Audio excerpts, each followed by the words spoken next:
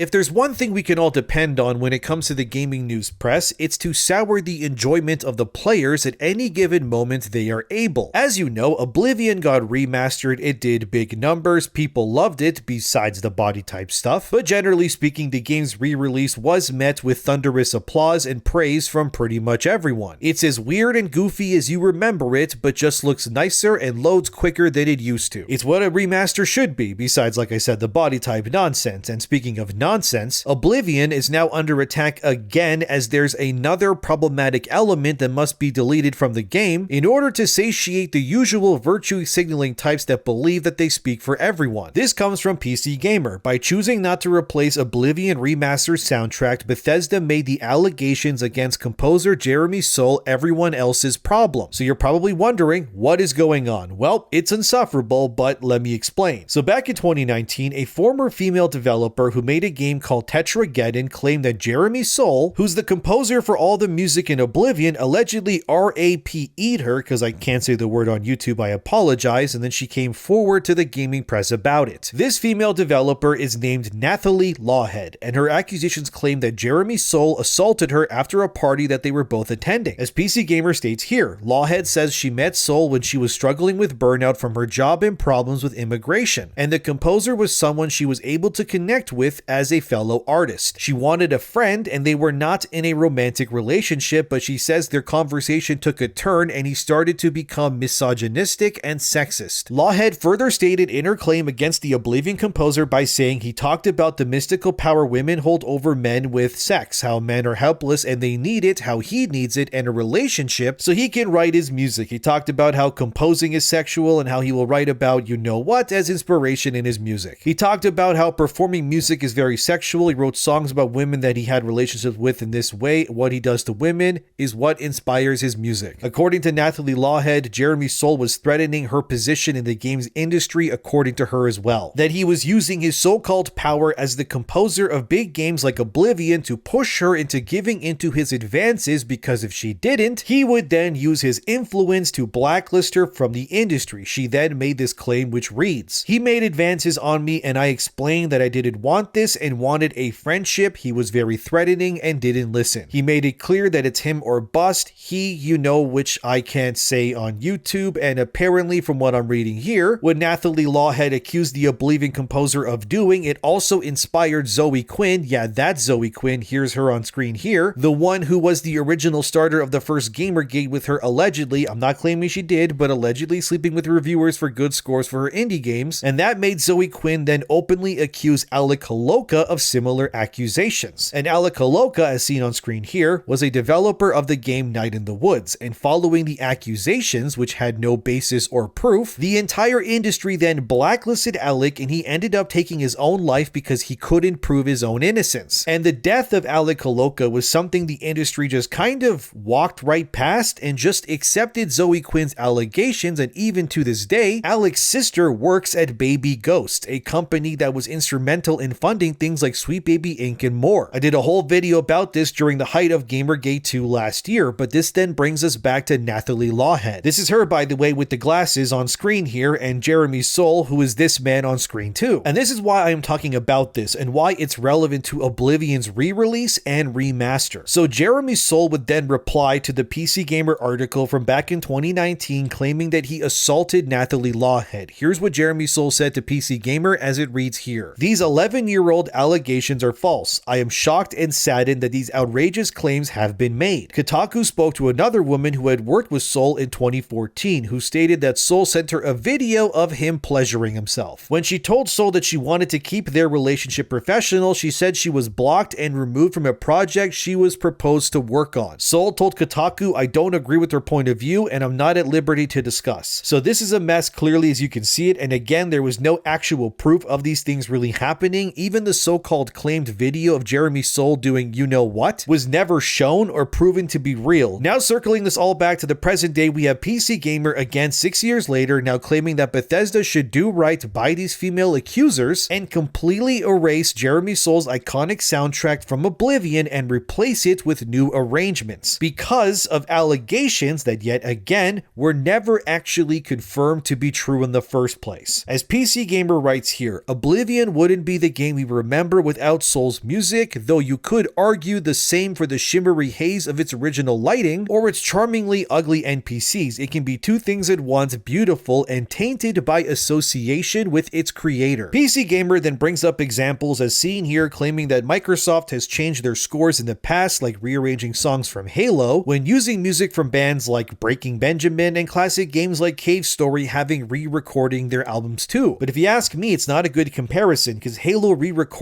or removing songs featuring bands they don't obviously own was clearly just a copyright issue. It's why sometimes when games get remastered, songs are removed from their set list, simply because the publisher doesn't want to pay whatever the cost is to keep that one song or two in. As for Cave Story and more doing re-recordings, obviously they just did that because they wanted to, or to, give other composers their own opportunity to do their own spin on the music. But comparing these as see they can erase people's work and comparing it to Jeremy Soule, who did Oblivion soundtrack here, is, well, let's just say it how it is. It's kind of gross of PC Gamer to say. But PC Gamer continues doubling down with this. For me, at least, Oblivion Remastered is yet another entry on the list of problematic art I once loved. Ammo for the eternal separate the art from the artist debate alongside the likes of Neil Gaiman. Is debate even the right word? I think cop-out might be more appropriate as I get older and experience disappointment after disappointment with the actors and writers and filmmakers and musicians I once admired. Continuing to engage with their creations feels more transparently a question of, do I enjoy this thing enough to ignore my moral view of the world for it? And using Neil Gaiman, by the way, as a comparison for Jeremy Soule is quite insane, I gotta admit. If you don't know, Neil Gaiman got accused and had actual proof brought against him for his abuse against other women. He's the creator of comics like Sandman, by the way, and that case is still ongoing. But comparing something with proof to something that doesn't is not a good comparison at all, if you ask me. Because frankly, what PC Gamer is claiming here is borderline pretty much grounds for defamation, if you ask me, because they're not presenting the article here in 2025 as if the allegations against Oblivion's composer are still unproven or not. Instead, they're presenting the article, their opinion, and the lore behind it as if it was all true and verified by trusted sources when it never actually was. When neither you nor the people actually involved with the case have any proof to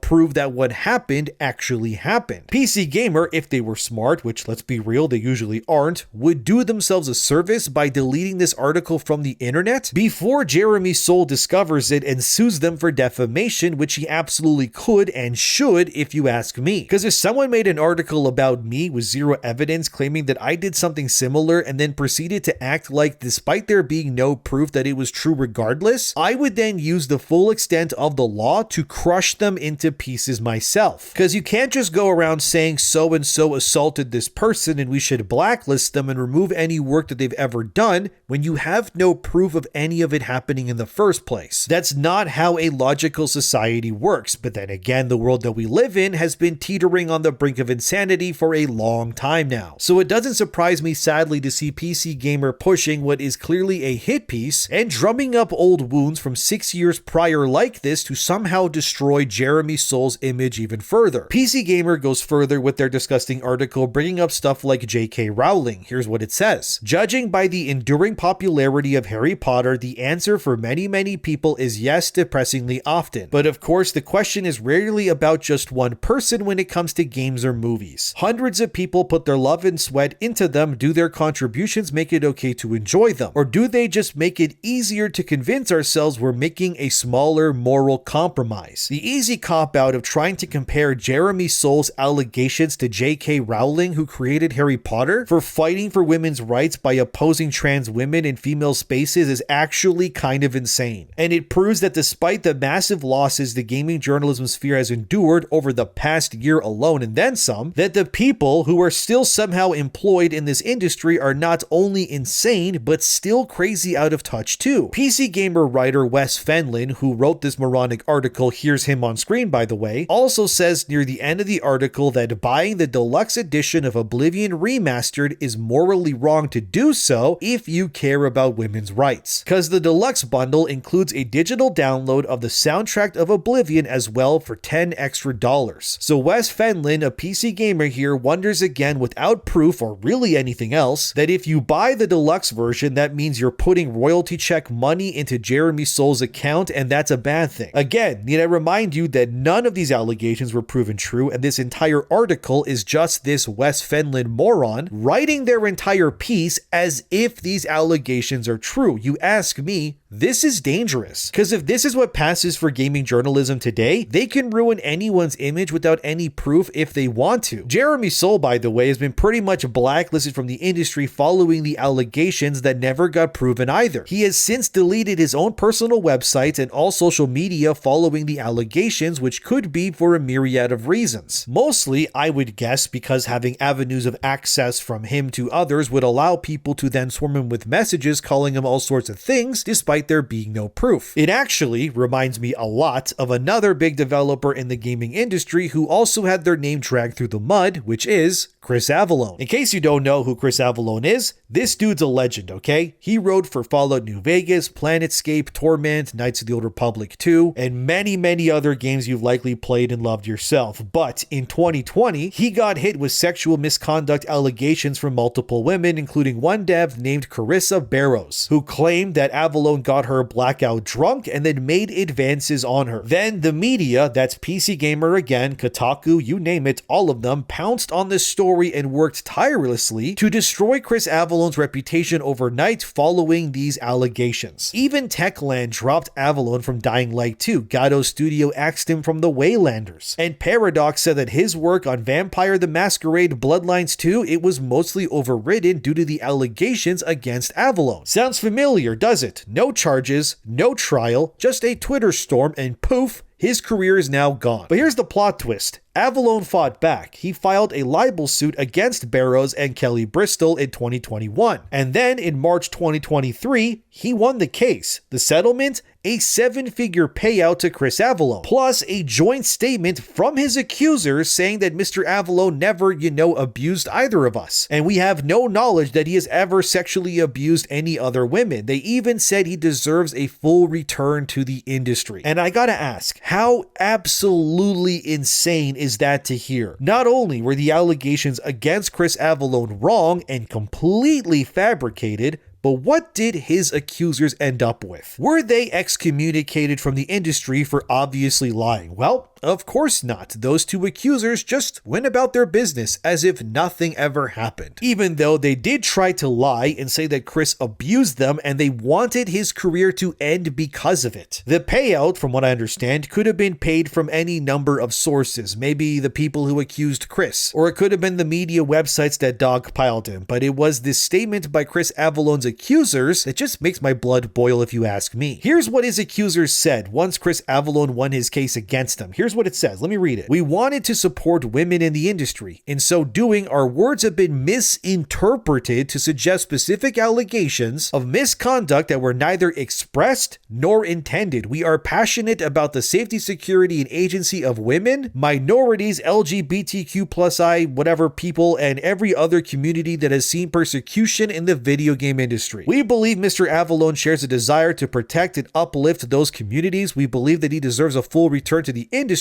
and support him in those endeavors. Wow. Unfreaking believable if you ask me. Even in the face of being called liars, his accusers claimed then that it was the media websites, not them, that misinterpreted their words and painted the situation in a way that Chris Avellone was a predator when he wasn't at all. It's not their fault, apparently. And if there's anything we know about gaming journalism, it's that these types always listen to women and write exactly what they say. So there's no way this could have been misinterpreted or something else. The lack of accountability on Chris Avallone's accusers' parts, it actually annoys me more than anything else. If you ask me, if you accuse someone of something as heinous as this, they get proven a liar, it should be you that gets excommunicated from the industry instead. Because why would you want to hire these accusers knowing they could in the future cause you your own 7-figure, case, that's in the millions by the way, and damages to your company's bottom line by them claiming complete nonsense like this? And this is why I wanted to make this video, because what happened to Chris Avellone is what is and has happened to Jeremy Soule as well. Look, if the guy did the things you claimed he did, you would have proof of it. But the fact that none of this was taken to court, no actual evidence was provided, it was literally just someone saying, "Trust me, bro," pretty much, is absolutely insane to me. And we should not be supporting nor encouraging people to make baseless claims without evidence first, especially in this so-called digital era. This Nathalie Lawhead must have had some messages archived from Jeremy Soule. There has to have been some text messages, an email, something, anything sent to prove her position is true, but where was it? Oh, nowhere. And what scares me as a man is that people will believe these accusers anyways, despite there never being any evidence. And I'm not saying that we shouldn't believe any victims, but we should also not place the hammer of guilt upon others unless we have actual proof to warrant that level of action too, if you ask me. Because if we just start unloading rounds of accusation bullets into whomever gets picked, eventually this entire games industry would just become a ghost town. And this has been a big problem, if you ask me, of movements like the Me Too era. There's parts of it that are true. Yes, men have abused women via power. We know that Harvey Weinstein did what he did in Hollywood for a good example. But that had proof. It had facts. It wasn't just,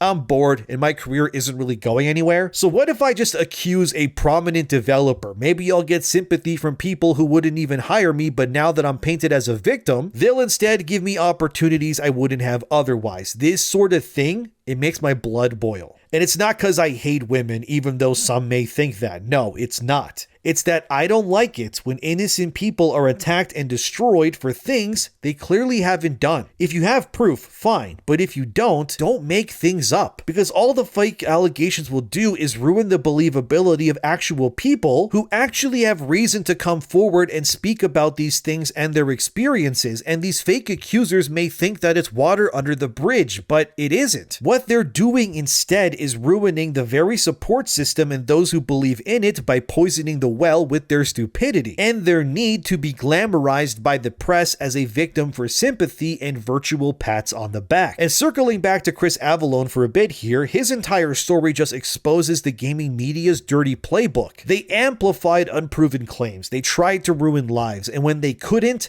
they moved on as if none of it ever happened. Chris Avallone's vindication of being proven not guilty was barely given a whisper by the same media outlets that attacked him compared to those 2020 hit pieces they wrote about Avallone back then, and Jeremy Soule, he's still in limbo with no court case to clear his name. The Me Too era gave outlets like Kotaku and PC Gamer a license to play judge, jury, and executioner, and they clearly loved the power that it gave them. And when you have outlets like PC Gamer now crying about Oblivion Remastered soundtrack, as I said earlier, that according to this Wes Fenlon, a PC gamer who wrote this current piece on how Bethesda should remove Oblivion's music and re-record it due to these so-called allegations and how we can't separate the art from the artist, but clearly they can when it suits their agenda, because when it's Solar Avallone, suddenly the art's radioactive. Funny how that works, isn't it? The point of all of this is that articles like these written by these websites can do real damage, not only to the sales of games, but to the people who pour their souls into them. For websites like PC Gamer, who claim stuff like Gamergate has destroyed credibility or the industry at large, it's very ironic of them to be the actual clickbaiters of the industry, because one look at an article like this without you knowing the actual lore behind it, which they don't really give, let's be real, and you would think that Oblivion Remastered is now demon core levels of nuclear and you shouldn't buy it or you're suddenly an abuse supporter. It just angers me that PC Gamer would write this from the position of believing the allegations despite the lack of proof. Like, look how Wes of PC Gamer ends this article. You tell me if this sounds like an article written about something that has proof behind it or not. Here's what it says. More than 100 people were credited with making the original version of Oblivion and many more for the remaster. The credit lasts for 24 minutes. I'm glad we get to experience the passion they had for making an RPG that has some truly great quests in it, as well as some very silly stuff, but the soundtrack Bethesda is now selling as a standalone app in that $10 upgrade, that only has one name on it, Jeremy Soule. There's nothing complicated about the choice there. Wow, okay. Nothing complicated about the choice, so he means it's a no-brainer to not buy that upgrade or whatever, even the game itself, because of Jeremy. Again, does that come across to you as allegations that were proven or not when he said that? Because to me, it sounds like this Wes Fenlon here is writing this from his own very biased perspective. This would be like if I made a whole video claiming that Wes Fenlon Hanlon of PC Gamer who wrote this article did some heinous thing back in the day himself. I could just say, oh, he abused someone. And when asked, I could just say, oh, well, don't worry about it. Someone told me and it's true, so that's why I did it. And then they could go, well, who told you? And I would say, well, that doesn't matter because someone I know made an allegation against this West guy, so that's good enough to publish a whole video slamming him, right? And at what point do we realize that none of this is okay to do? You're just damaging someone's reputation without proof here. And like I said, if PC Gamer was smart, they would delete this article because this is borderline defamation. And if Chris Avellone could get 7 figures out of the industry, I don't see why Jeremy Soule couldn't do the same. Now, before I go, let's also dunk on IGN for a hot minute, because back in 2023, they ran a piece claiming that Bethesda had no interest in remaking Oblivion. They quoted some vague insiders who said Bethesda was all about Starfield and the Elder Scrolls. Fast forward to April 2025, and Bethesda's like, well, hold my meat for a second, because IGN was clearly dead wrong. They ended up announcing Oblivion Remastered with a live stream after leaks from Virtuoso's website blew the lid off, but that's not all, because during a court case that Bethesda was involved in, basically Bethesda's entire roadmap for the foreseeable future, that got leaked as well. As we can see here, it shows the Bethesda's lineup from 2020 to 2024, and Oblivion Remastered was originally scheduled for 2022. But obviously this entire roadmap is out of date because the COVID pandemic, well, it screwed development pipelines up like crazy, as we all know. But despite the delays, everything on here that got leaked got released. Yeah, there was Redfall and Ghostwire Tokyo, that happened too. Starfield came out, there was indeed an Indiana Jones game, and as we can see at the bottom there in the 2024 area, Fallout 3 Remastered is listed alongside Dishonored 3 and more. So I would wager that a potential Fallout 3 remaster is very much in the cards and is being developed right now. Because if everything else that got leaked here did come out, that has to be real too. Plus remember that due to the Fallout TV show popularity, it would be in Bethesda's best interest in releasing a remaster alongside that too, don't you think? I would personally think a New Vegas remaster would be a good idea since Season 2 of Fallout is heading to New Vegas themselves. Would be really easy money for them, but I present that to you because again, IGN said an Oblivion Remastered was not happening, and this is why you don't trust gaming media to even predict the weather at this point, let alone Bethesda's roadmap or really anything else. Because Bethesda didn't just remaster Oblivion, they made it a visual masterpiece while keeping the bugs that were funny and still make it Oblivion. Like you can still clip through the walls with a chair and have negative stamina. That's love if you ask me. So what's the big takeaway from all of this? Oblivion Remastered, it's a triumph to a certain degree, but PC Gamer's attempt at trying to taint it with a 6-year-old controversy that never held up in court is disgusting no matter how you put it. Jeremy Soule's music is the heart of this game, and ripping it out because of unproven allegations is a terrible precedent we should not encourage nor enforce if you ask me. Because Chris Avallone's story proves that the media witch hunts can be beaten, but the damage will still linger. At IGN, they're out here proving they couldn't find Cyrodiil with a map and a quest marker if given the chance due to how unreliable their sources have been too. But you ask me, the gaming industry should be better than this. We're here for the epic quests and not really the moral crusades.